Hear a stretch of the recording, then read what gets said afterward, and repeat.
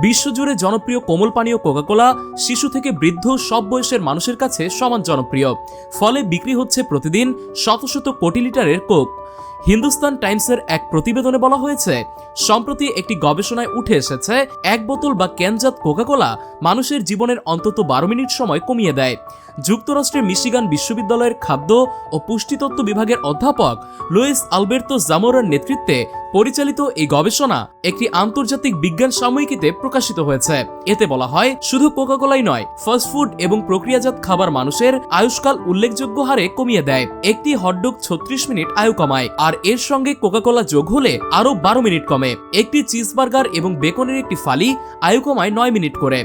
বিশ্ববিখ্যাত fast food chain যেমন ম্যাকডোনাল্ডসের burger, pizza, hot dog সহ অন্যান্য খাবার প্রক্রিয়াজাত এবং অতি প্রক্রিয়াজাত উপাদান দিয়ে তৈরি। এসব খাবারে থাকা চিনি, লবণ, ক্যালোরি এবং অন্যান্য ক্ষতিকর উপাদান আয়ুষ্কাল হ্রাসের জন্য দায়ী। অধ্যাপক জামোরার গবেষণায় আয়ু বাড়াতে সক্ষম কিছু খাবারের তালিকাও উঠে এসেছে। ফলমূল, শাকসবজি, পিনাট বাটার এবং ঘরে তৈরি জ্যাম, জেলি, স্যান্ডউইচে এ তালিকায় রয়েছে। গবেষণায় বলা হয়েছে, যারা প্রতিদিনের খাদ্য তালিকায় 10% মাংসের পরিবর্তে শাকসবজি ও ফলমূল যোগ করেন, তারা গড়ে 48 মিনিট আয়ু বাড়াতে পারেন।